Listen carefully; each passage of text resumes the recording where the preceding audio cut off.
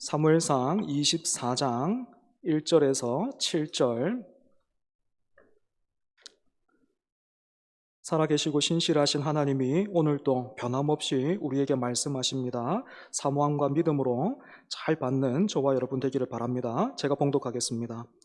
사울이 블레셋 사람을 쫓다가 돌아오매 어떤 사람이 그에게 말하여 이르되 보소서 다윗이 엔게디 광야에 있더이다 하니 사울이 온 이스라엘에서 택한 사람 3,000명을 거느리고 다윗과 그의 사람들을 찾으러 들염소 바위로 갈새 길가 양의 우리에 이른즉 굴이 있는지라 사울이 뒤를 보러 들어가니라. 다윗과 그의 사람들이 그 굴 깊은 곳에 있더니 다윗의 사람들이 이르되 보소서 여호와께서 당신에게 이르시기를 내가 원수를 내 손에 넘기리니 내 생각에 좋은 대로 그에게 행하라 하시더니 이것이 그날이니이다 하니 다윗이 일어나서 사울의 겉옷자락을 가만히 베니라. 그리한 후에 사울의 옷자락 뱀으로 말미암아 다윗의 마음이 찔려 자기 사람들에게 이르되 내가 손을 들어 여호와의 기름 부음을 받은 내 주를 치는 것은 여호와께서 금하시는 것이니 그는 여호와의 기름 부음을 받은 자가 됨이니라 하고 다윗이 이 말로 자기 사람들을 금하여 사울을 해하지 못하게 하니라. 사울이 일어나 굴에서 나가 자기 길을 가니라. 아멘. 임마누엘 찬양대 찬양하겠습니다.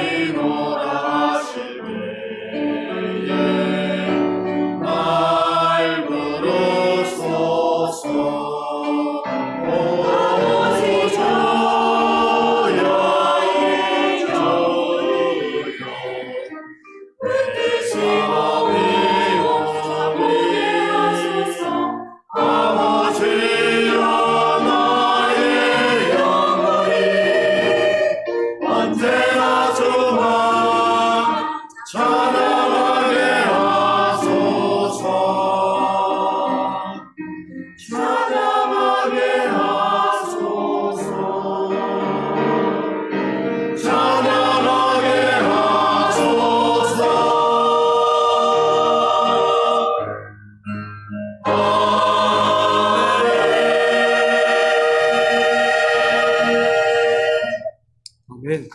감사합니다. 우리가 전체를 읽지는 않았지만 오늘 본문의 내용은 그동안 죄 없이 갈 바를 알지 못하고 사울을 피해서 쫓겨다니기만 했던 다윗이 처음으로 사울로부터 승리를 거둔 그런 사건을 다루고 있습니다. 때문에 사무엘상 24장은 다윗의 생애에 있어서 중요한 변곡점이라 우리가 이렇게 부를 수도 있겠죠. 그죠? 사랑하는 여러분, 여기에서 우리가 눈여겨봐야 할 것은 다윗이 어떻게 이겼는가 하는 것입니다. 우리가 살고 있는 세상은 승리라는 결과에만 집착해서 원하는 결과만 얻으면 과정은 별 문제를 삼지 않지만, 이런 세상과는 다르게 성도는 승리라는 결과보다 어떻게를 더 중요하게 여기는 사람들이기 때문에 그렇지요. 그죠? 본문 1절과 2절을 보시면 갑작스러운 블레셋의 침공으로 코앞에서 다윗을 놓쳤던 사울이 엔게디 광야에 다윗이 있다라는 그런 소식을 듣고 또다시 다윗을 잡으러 가고 있습니다. 그런데 이번에는 사울의 작전이 바뀌었습니다. 이전까지 사울은 할 수 있는 한 많은 병력을 모아서 다윗을 포위해서 잡는 그런 방식을 사용했는데, 이번에는 온 이스라엘 중에 3,000명을 특별히 택했습니다. 쉽게 말해서 다윗을 잡기 위한 특공대를 조직한 것이죠.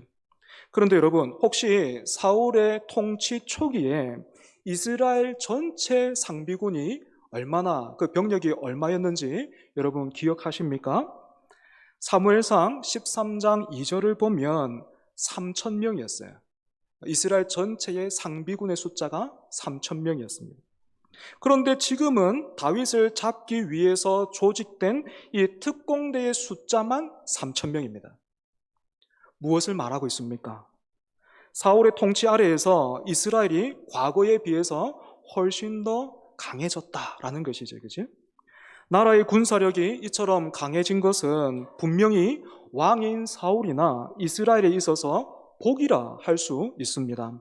하지만 여러분, 이렇게 복을 받아서 더 강해졌지만 하나님의 말씀을 버리고 하나님과의 관계가 완전히 깨어져 있는 사람이 이렇게 받은 복으로 무슨 생각을 하고, 그래서 어떤 일을 도모하고 있는지 한번 보십시오. 블레셋의 갑작스러운 침공은 사실 하나님께서 위기에 처한 다윗을 구원하심과 동시에 사울을 향해서는 내가 너에게 바라는 일은 그렇게 다윗을 쫓아다니면서 그런 것이 아니다. 나라와 이 백성들을 섬기는 그것이 네가 해야 할 일이고 네가 있어야 할 자리다. 이렇게 깨닫게 해 주시려고 하신 일인데, 사울은 꿈에도 이런 생각은 못하고 오직 다윗을 잡는 일에만 혈안이 되어 있습니다. 그것도 자신이 직전에 아깝게 다윗을 놓쳤던 이유는 하나님이 막으셨기 때문이다라는 그런 생각은 전혀 하지는 못하고 있고, 단지 시간이 좀 더 필요했을 뿐이다. 그때 나한테 힘이 조금 더 있었으면 내가 다윗을 잡았을 것이다. 그러니 이번에는 더 빠르고 강한 특공대를 조직해서 다윗을 쫓아가면 틀림없이 성공할 수 있을 것이다. 이렇게 판단을 하고 실행에 옮기고 있지요. 여러분, 이런 사울의 모습이 어떻습니까? 사울이 하나님께서 택하신 백성들 중에서도 왕으로 서 있지만, 지금 사울의 모습은 하나님을 모르는 그런 이방의 왕들과 하나 다를 것이 없어요. 특공대를 조직한 사울의 작전이 어느 정도 주요했을까요? 엔게디 광야에 있던 다윗과 무리들은 급하게 동굴로 숨어 들어갔습니다. 그런데 공교롭게도 어떤 일이 일어납니까? 다윗을 추적하던 그 사울이 용변을 보기 위해서 혼자서 굴로 들어갔는데, 그 굴 깊은 곳에 다윗과 무리들이 숨어 있었습니다. 보통 때 같았으면 그래도 왕이니까 곁에 호위병들을 한두 명 정도 거느릴 법도 한데, 이때는 사울이 자신의 힘을 믿고 방심을 했던 것 같아요. 여러분, 주변에 아무도 없이 이렇게 쭈그리고 앉아서 볼일을 보고 있는 사울의 모습을 여러분 한번 상상해 보십시오. 이때까지 가진 것을 모두 다 동원해서 내내 다윗을 쫓아다녔는데 오히려 자신이 이렇게 허무하고도 수치스러운 모습으로 다윗에게 뒤를 내어주게 될 줄을 누가 알았겠습니까? 4절을 보시면 무방비로 있던 이 사울을 보고 다윗의 부하들이 다윗에게 이렇게 말했습니다. 보소서, 여호와께서 당신에게 이르시기를 내가 원수를 내 손에 넘기리니 내 생각에 좋은 대로 그에게 행하라 하시더니 이것이 그날이니이다 하니. 구체적으로 이 다윗의 부하들이 이 말씀을 언제 어떻게 하나님으로부터 듣고 받았는지 정확하게는 알 수 없습니다.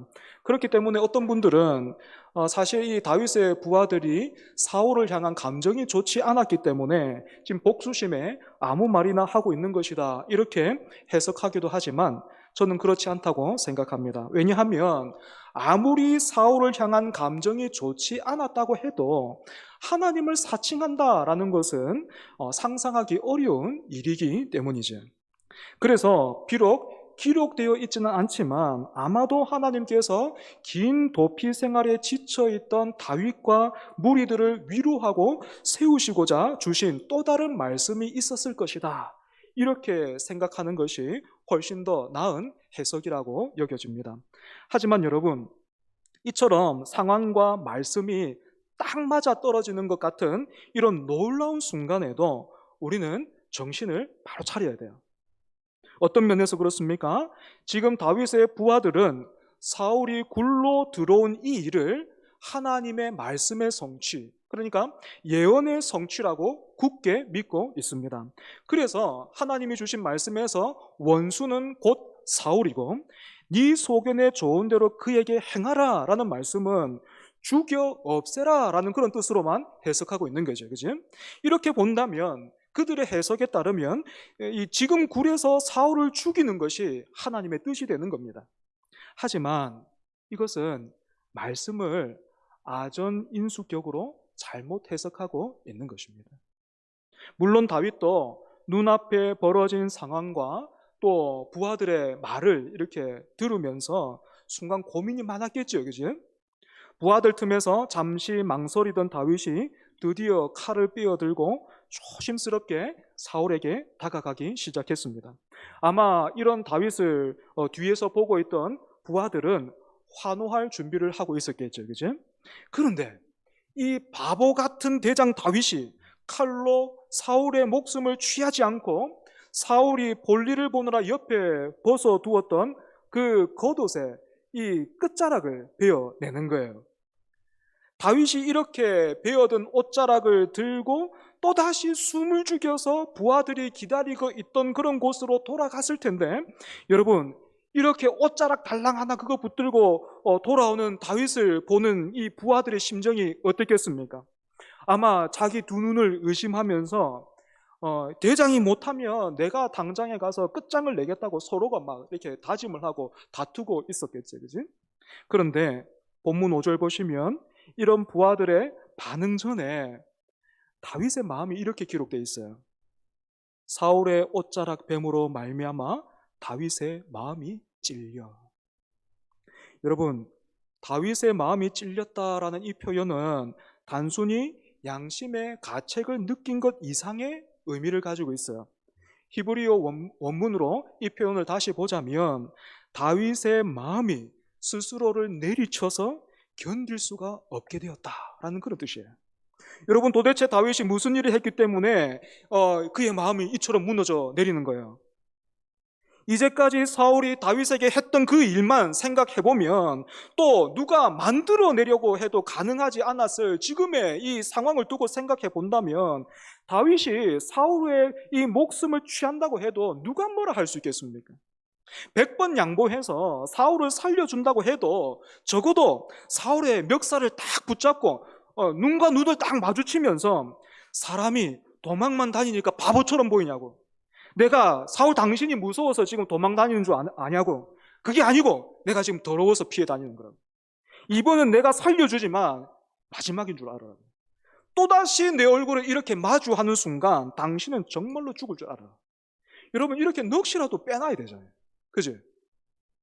그런데 다윗은 사울의 멱살은 고사하고 왕의 권위를 상징하던 그 겉옷자락을 조금 베어낸 그것만으로도 마음이 막 무너지는 거예요. 자기가 베어낸 사울의 겉자락을 보면서 내 안에도 이런 미움이 있었구나, 이런 살이가 있었구나 깨닫게 된 것입니다. 당연하죠. 어떻게 사울을 미워하지 않을 수 있었겠습니까? 왜 사울을 죽이고 싶어 하지 않았겠습니까? 하지만 그런 마음을 하나님이 기뻐하시지 않는다는 그 생각에 다윗은 어쩔 줄을 몰라 하면서 그 자리에 무너졌던 거예요. 사실 여러분, 마치 지금 하늘에 두 개의 태양이 떠 있는 것처럼 지금 이스라엘의 왕으로 기름 부음 받은 사람이 두 명이 되어버린 이 말도 안 되는 이 상황을 누가 만들어냈습니까? 다름 아닌 하나님이시잖아요. 그죠? 이처럼 상황은 똑같지만 사울과 다윗은 전혀 다르게 반응하는 거예요. 똑같은 상황인데 사울과 다윗은 전혀 다르게 반응하는 거죠. 사울은 하나님을 모르는 세상 사람들과 똑같이 자기가 가진 힘으로 상대를 꺾고 밟는 그런 방식으로 이 난국을 스스로 헤쳐나가려고 하고 있다면, 다윗은 비록 이해할 수는 없지만 이런 상황을 만드시고 여기까지 오게 하신 분도 하나님이시니 하나님의 때에 하나님의 방법으로 그 뜻을 이루시고 나타내시리라 하면서 사울을 피해 다니면서 그때를 기다리고 있었던 거예요. 이렇게 보면 다윗이 그래도 굉장히 괜찮은 사람이죠. 그죠? 괜찮은 신앙을 가지고 있죠. 그죠? 하지만 그렇게 사울을 피해 다니면서 하나님의 때를 기다리면서 그래도 내가 잘하고 있구나, 나는 사울과는 좀 다르구나 이렇게 생각했는데, 이번 사건을 통해서 자기 안에, 자기가 지금 손에 들고 있는 그 옷자락을 보면서 자기 안에 사실은 사울과 똑같은 그런 마음과 의도가 내 안에도 있었다라는 것을 그 옷자락을 통해서 확인하게 되면서 다윗이 무너져 내리는 거예요. 사랑하는 여러분, 이처럼 하나님을 믿는 사람과 그렇지 않은 사람, 무엇이 다릅니까? 단지 일요일 오전 11시에 그 사람이 어디에 있었는가? 어떤 사람은 집에 있고, 또 어떤 사람은 산과 들로 나가 있고, 또 어떤 사람은 예배당에 있었는가? 여러분, 이것 차이밖에는 없다면 그 문제지요, 그지? 그 마음에 하나님을 모시고 또 그 마음이 하나님을 향해 늘 열려 있고 연결되어 있고 살아 있어서 남들 다 그렇게 살아도, 남들은 다 당연하다고 그렇게 말해도 우리는 안 되고 못하는 일이 있는 거예요. 세상 사람들 사는데 다 당연한데 괜찮다고 말해도 그게 안 괜찮은 거예요. 그게. 그래서 여러분, 사울은 자기의 영향력으로 지금 다윗을 죽이려고 하고 있다면, 오히려 막 하나님이 그렇게 복을 주신 그 힘으로 작전을 바꿔가면서까지 이렇게 무죄한 그 신하를 죽이려고 하고 있다면, 다윗은 비록 사울과 그 영향력이 비교할 수 없지만 그의 영향력으로 어떤 일을 하고 있습니까?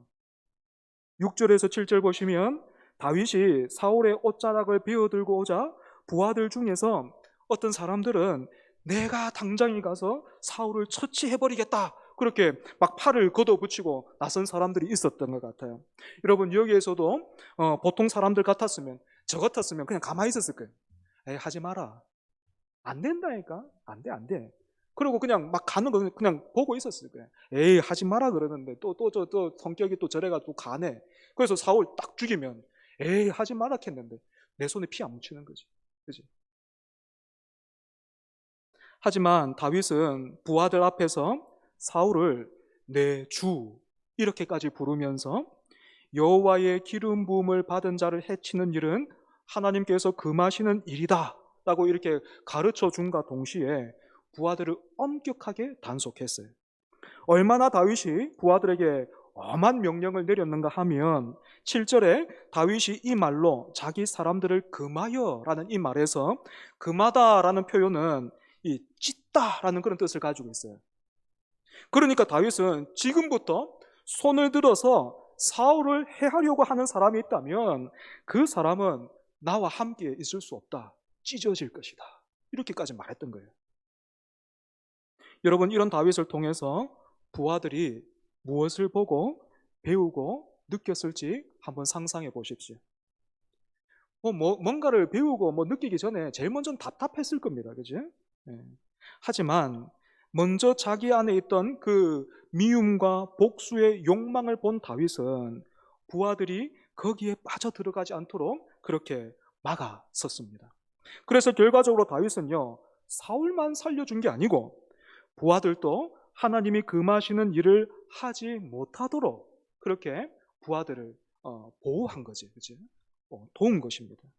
뿐만 아니라 다윗의 부하들은 다윗의 이번 결정을 통해서 앞으로 자신들이 이 대장 다윗을 어떤 마음으로, 어떤 자세와 태도로 또 따르고 섬겨야 할지 배우게 되었을 거예요.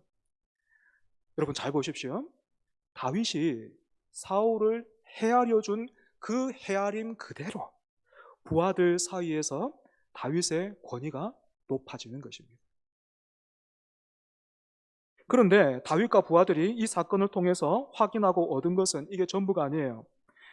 자기가 볼 일을 보는 사이에 뒤에서는 무슨 일이 있었는지 전혀 모르는 사울이 상쾌하게 굴을 나섰습니다.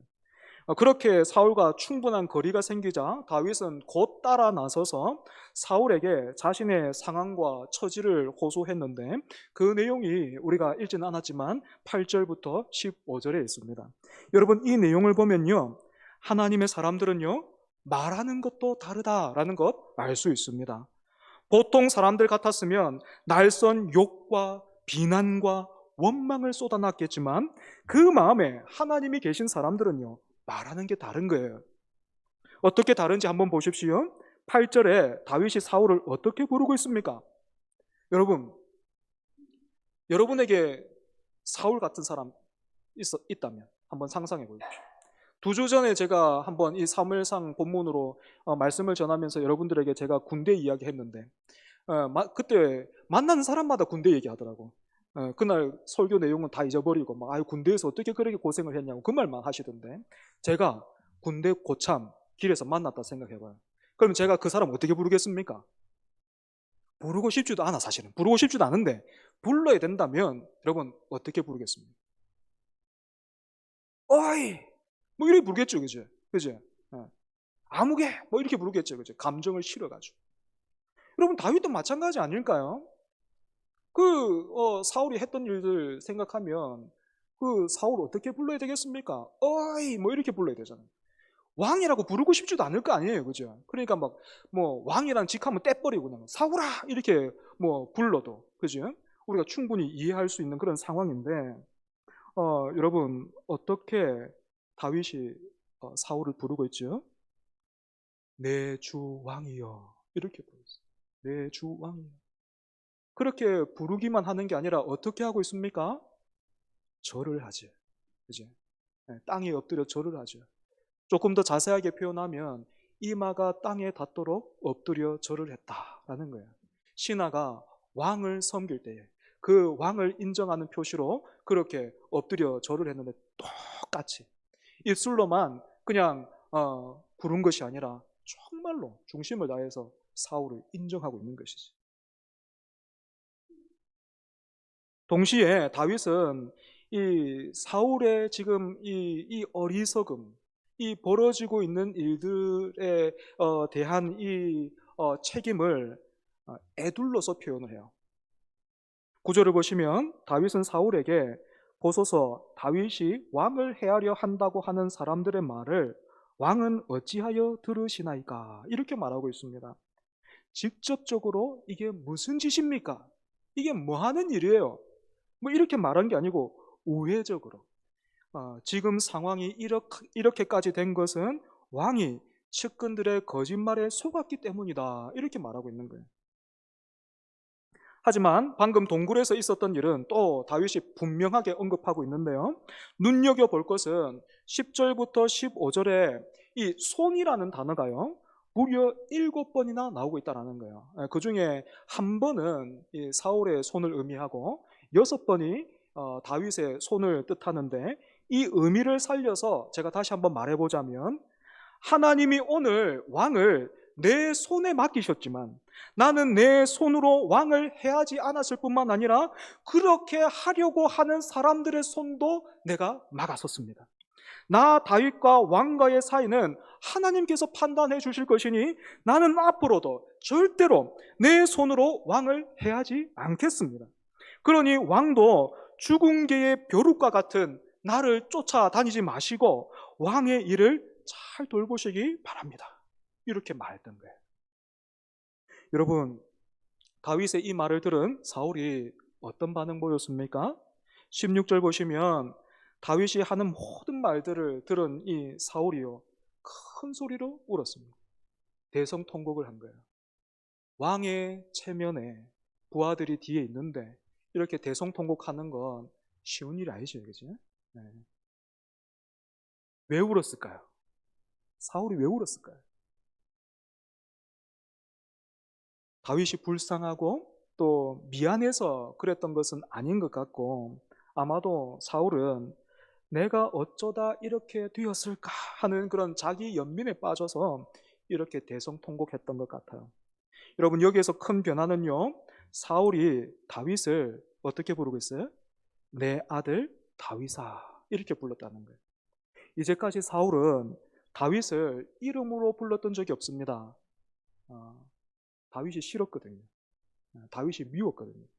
그래서 다윗을 불러야 할 때면 성경을 보면 사울이 항상 이렇게 불러요. 이새의 아들이 어디에 있느냐, 아니면 그놈, 뭐 이런 식으로 불렀단 말입니다. 그랬던 사울이 다윗의 이름을 부르고 있습니다. 내 아들 다윗아. 무엇을 의미할까요? 그동안 미워하고 제거하려고만 했던 이 다윗의 존재를 이제 인정하게 되었다라는 것입니다. 더 나아가 20절 보시면 사울이 놀라운 고백을 하지요. 보라, 나는 내가 반드시 왕이 될 것을 알고 이스라엘 나라가 내 손에, 자기 손이 아니고 너의 손에 견고히 설 것을 아노니. 다윗이 십광야 수풀에 숨어 있었을 때에 요나단이 찾아와서 내 아버지도 다윗 네가 왕이 될 것을 알고 있다, 그렇게 말한 적이 있는데 그 말을 사울의 입술을 통해서 직접 확인하게 된 거야. 여러분, 사울의 이 말을 우리가 좀 간단하게 표현해 본다면 지금 사울이 뭐라고 말하고 있는 거야? 다윗 앞에서 뭐라고 말하고 있는 거야? 내가 졌다. 내가 졌다. 네가 이길 줄 내가 알고 있다. 내가 졌다. 놀랍게도 다윗은 사울로부터 내가 졌다라는 그런 고백을 듣고 있는 것입니다. 골리앗과 싸울 때에도 골리앗은 칼과 창과 단창으로 그렇게 나왔지만 그때에도 다윗은 살아계신 여호와의 이름으로 그렇게 나가서 승리를 거두었다면 이 사울의 관계에서도 어떻습니까?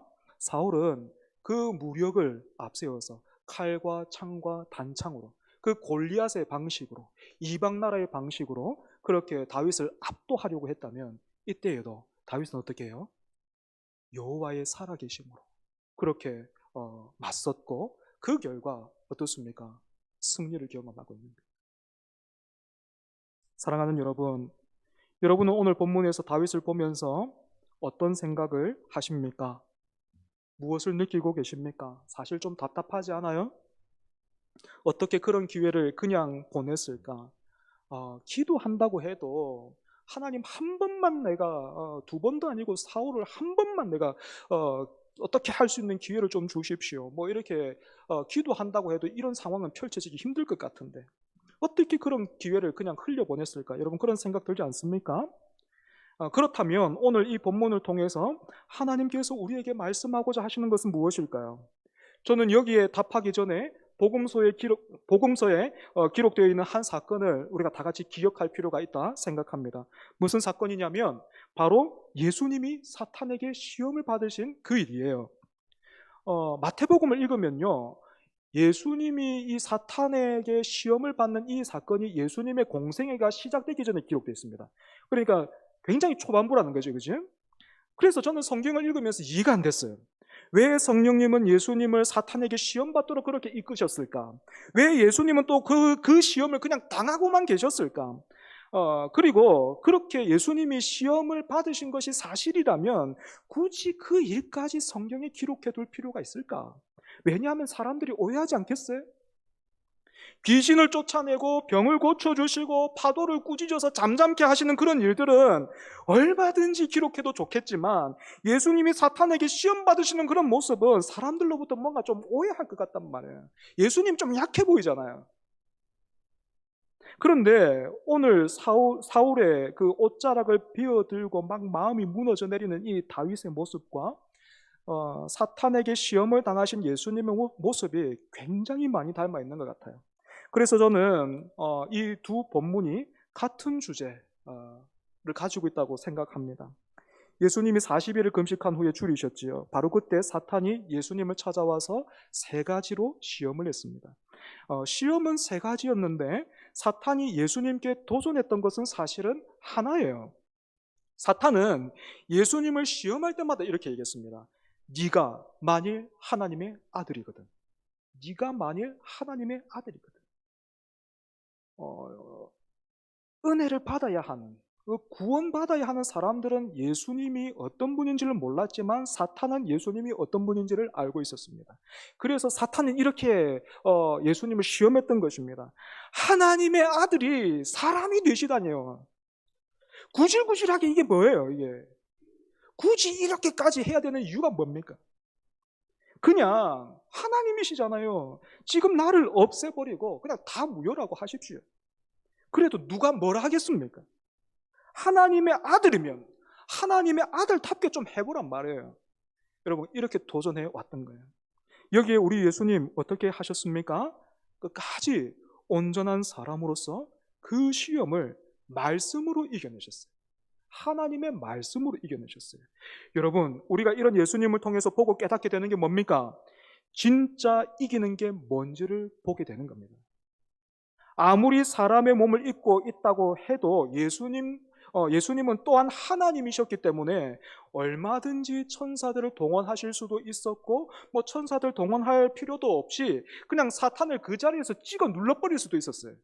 하지만 예수님은 그렇게 하지 않으셨고, 구질구질하게 무슨 십자가냐고 그렇게 도전하고 있는 사탄을 뒤로 하시고 그 십자가의 사역을 끝까지 온전히 감당하셨습니다. 왜냐하면 그것이 하나님의 뜻이기에, 이게 진짜 이기는 길이었기 때문입니다. 사랑하는 여러분, 이처럼 진짜 이기는 건 우리가 하나님으로부터 막 도움을 받아가지고 우리가 그럴듯해지고 멋있어지는 그게 아니고, 하나님이 이기시게 하는 거예요. 하나님의 뜻이 이루어질 수 있도록 하나님이 이기시게 하는 것입니다. 좀 더 정확하게 말하자면 하나님이 이겨놓으신 그 길을 가는 거예요. 다윗은 이 길을 따라가기를 원했던 것입니다. 그런데 오늘 시험을 만났어요. 절호의 기회가 자기 앞에 펼쳐진 거예요. 원수라고 불러도 전혀 무리가 없는 그 사울이 지금 자기 앞에 등을 돌리고 무방비로 있는 거예요. 주위의 여론도 거칠 게 없었습니다. 오히려 다른 사람들도 지금이 하나님이 주신 기회라고 다윗의 행동에 정당성을 부여해 줬습니다. 하지만 끝내 다윗은 사울을 해치지 않았습니다. 오히려 옷자락 그거 조금 비워낸 그것에도 양심의 가책을 느꼈어요. 이유가 뭡니까? 다윗에게 가장 중요했던 것은 어떤 여론이나 얼마나 빠르게 고생 덜하고 왕의 자리에 올라가서 그 왕권을 누리는가, 그 힘과 부와 영광을 누리는가, 그것에 있는 것이 아니라 하나님이 이것을 기뻐하시는가, 바로 그것이었기 때문에 다윗에게는 이게 너무 중요한 거예요. 하나님이 이것을 기뻐하시는가. 그래서 다윗은, 부하들은 막 가슴을 치고 저 바보 같은 저 대장이 저 이렇게 하고 있지만 돌아가는 길을 선택하는 거예요. 사랑하는 여러분, 다윗뿐만 아니라 예수님이 시험을 받으셨듯이 이 땅을 살아가고 있는 우리 또한 이런 시험 피할 수 없습니다.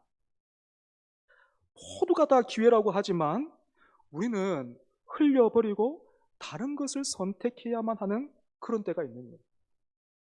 말씀을 준비하면서 다시 한번 제 그 신대원 때 그 수련회 때 들었던 어떤 교수님으로 은퇴 직전에 그렇게 막 그 후배들에게, 그 가르치는 학생들에게 눈물로 막 울먹이면서 막 호소하셨다. 너희들 안 되는 대로 내려가야 된다. 그게 살 길이다. 아무도 안 가는 자리 너희들이 가야 된다. 거기가 살 길이다. 그렇게 그 노 교수님이 울먹이면서 그렇게 말씀하셨다. 그 말씀이 떠오르더라고요. 그런데 그 말씀이 하필이면 여러분 그때 제가 한번 말씀드린 적이 있죠. 부산에서 제가 이제 전임 사역을 시작하려고 하는데 교회가 두 군데 있었어요. A교회, B교회. 먼저 콜이 오기로는 B교회가 먼저 왔는데 주는 사례가 교회에서 주는 사례가요. B교회가 딱 2배가 됐습니다. A교회에서 주는 사례보다 B교회가 사례를 2배 주더라고요.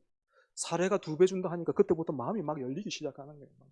저희 가면은 내가 막 잘할 수 있을 것 같아요. 네. 근데 하필이면 그때 그 교수님의 말씀, 너가 안 되는 대로 내려가야 돼. 다른 사람 안 가는데 너가 가야 돼. 거기가 너가 살 길이다. 하필이면 그 말씀 또 올라가지고 제가 A교회 갔다 아닙니까? 그래서 거기서 무슨 일이 있었는지 압니까? 우리 백 목사님 만났어요. 네. 사랑하는 여러분, 어떤 선택의 기로에 서서 고민할 때에 여러분 기억해야 합니다. 그 기준을 어떤 여론에만 둔다거나 아니면 나의 그럴듯함과 강함을 증명하는 것이 되면 위험해요. 위험해요. 사울처럼 살고 있을지도 모릅니다. 그럼 우리의 기준은 어디에 둬야 됩니까? 내가 하나님을 사랑하고 있는가? 그리고 하나님이 이것을 기뻐하시는가? 우리 예수님이라면 어떻게 하실까? 하는 것을 두고 고민해야 합니다. 그리고 그 길이 좀 더디게 보이고 답답하게 느껴지고 돌아가는 것 같아도 우리는 그 길 가야 됩니다. 그 길이 사는 길이에요. 말씀을 정리하겠습니다. 여러분도 아실지 모르겠지만 복음송 가수 중에 김명식 씨라는 분이 계신데 오래전에 자신의 앨범에 승리라는 그 제목의 노래를 발표한 적이 있는데요. 가사가 이렇습니다. 승리가 무엇인 줄 아는가? 승리가 무엇인 줄 아는가? 더 좋고 편한 가능성의 유혹을 저련히 잘라버리고 오직 주님만 따라가는 것 바로 승리라네. 승리가 무엇인 줄 아는가? 승리가 무엇인 줄 아는가? 하고 싶은 말, 그 많고 많은 말 모두 힘겹게 억누르고 오직 주께서만 말씀하게 하는 것 바로 승리라네. 결과가 어떠해도 주님만 빛나시고 주님 평안 내 안에 있으면 그것이 바로 승리라. 승리가 무엇인 줄 아는가? 승리가 무엇인 줄 아는가? 치열한 자기와의 싸움을 허옇게 잠재우고 주님만 내 안에 사시게 하는 것. 오직 주님만 따라가는 것. 오직 주께서만 말씀하게 하는 것. 주님만 내 안에 사시게 하는 것. 바로 승리하네. 여러분, 다윗이 오늘 칼을 들어서 기회다 하면서 사울을 죽였다고 한번 상상해 보십시오. 그러면 당장의 고생은 끝났을지 모르겠지만 다윗은 사울을 필두로 해서 더 많은 사람들을 죽여 없애야 했을 것입니다. 어쩌면 거기에 요나단 그리고 또 자기 안에 있던 미갈도 포함되었을지 모르지요. 그죠? 하지만 다윗은 하나님이 기뻐하시는 그 길을 선택했습니다. 돌아가는 거예요.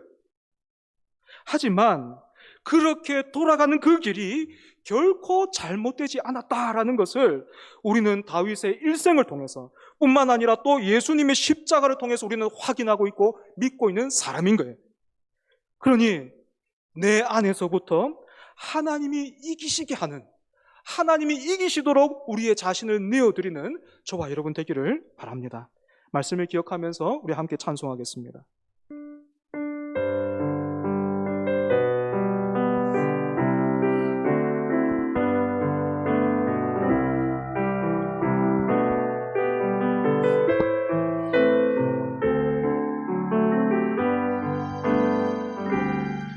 세상의 유혹 시험이 내게 몰려올 때에 나의 힘으로 그것을 모두 이길 수 없네.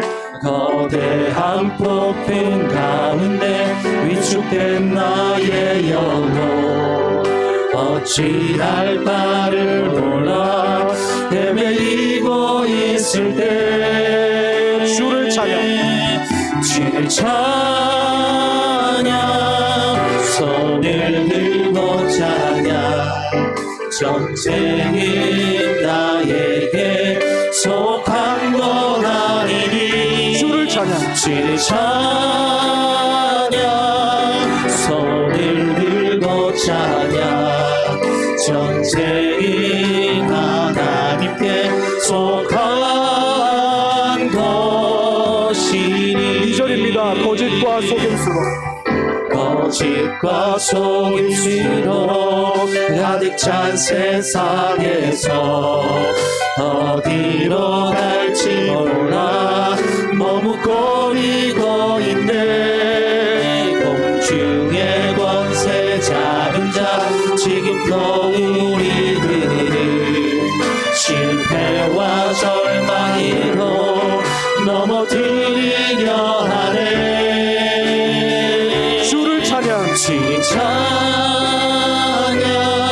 손을 들고 찬양 전쟁은 나에게 속한 것 아니니 주를 찬양 손을 들고 찬양 전쟁은 하나님께 속한 것이니 주위를 둘러보면 주위를 둘러보며 아무도 없는 믿음의 눈을 들면 믿음의 눈을 보이는 분 계시네.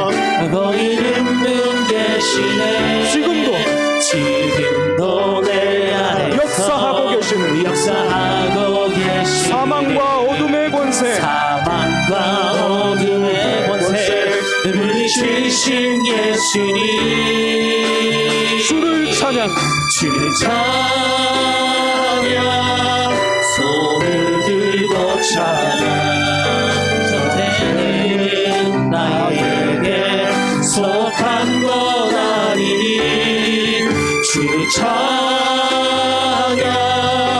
손을 들고 찬양 전쟁은 하나님께 속한 것이니 주를 찬양.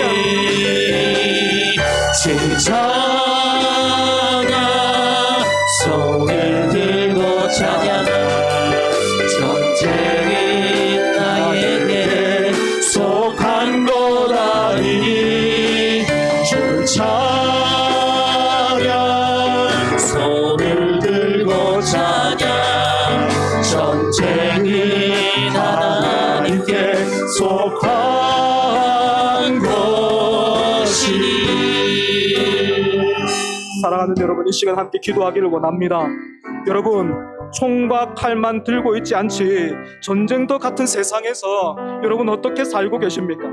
이미 전쟁터가 되어 있는 우리의 마음과 우리의 생각을 여러분은 무엇으로 어떻게 다스리고 계십니까? 여러분의 삶에 있어서 그리고 선택에 있어서 여러분의 기준은 무엇입니까? 여러분으로 하여금 앞으로 나가게 하고 또 때로는 멈춰서게 하는 그 힘과 이유는 무엇입니까? 거기 십자가 있습니까? 그 선택에 예수님 계십니까? 하나님을 기뻐하고 사랑하고 계십니까? 당장에는 할 수 있을 것 같고 또 내가 이기는 것 같아도 그 길이 멸망의 길이 있다면 둘러가는 것 같고 손해보는 것 같아도 생명의 길이 있습니다. 사랑하는 여러분, 하나님께서 예수님을 통해서 승리하신 그 길을 우리가 따라갑시다. 이길지도 모르는 길이 아니라 여기에 승리가 약속되어 있고 여기에 생명이 약속되어 있습니다. 내 안에서부터 하나님이 승리하시도록 오늘 우리의 마음을 다시 한번 새롭게 해달라고 이 시간 함께 기도하겠습니다. 아버지 하나님, 은혜를 감사합니다. 하나님, 다윗이 그 사울의 옷자락을 베어들고 하나님 그 옷자락을 통하여서 자신의 마음에 있었던 그 사울과 별 다름없는 하나님 그런 미움과 그 사랑을 죽일 수가 있는 하나님 그런 마음을 확인하고 다윗이 믿어졌던 것처럼 하나님 오늘 말씀을 통하여서 우리가 하나님 사울과 같이 살고 있었음을 하나님 고백하게 됩니다. 주여, 주님 우리의 예수님을 더하여 주시옵소서. 하나님 예수님 따라가게 하여 주시옵소서. 하나님 예수님의 힘으로 하나님 사울보다 더 강한 사람이 되는 그것이 내 목적이 되고 하나님 나의 소망이 되는 것이 아니라 주여 주님 따라가게 하여 주시옵소서.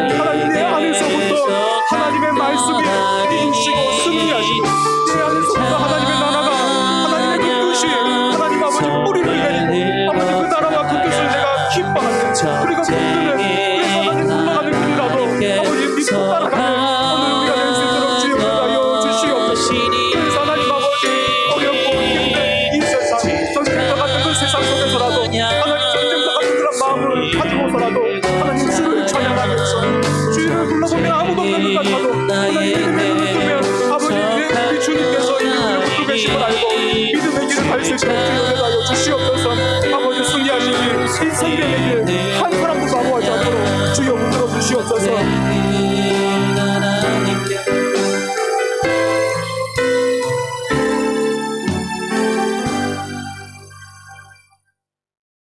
하나님 아버지, 오늘 예배하는 우리 안에서부터 하나님의 이름이 거룩히 여김받게 하시고 아버지의 뜻이 온전하게 이루어지게 하시고 하나님의 나라가 임하게 하여 주옵소서. 그래서 예수님처럼 우리의 모든 것을 들여서 하나님의 뜻과 영광을 위해서 살아가는 우리 모두가 되게 하여 주옵소서. 하나님, 우리가 더 잘 믿고 싶습니다. 하지만 믿음 없는 우리를 도와 주옵소서. 예수님 이름으로 기도합니다. 아멘.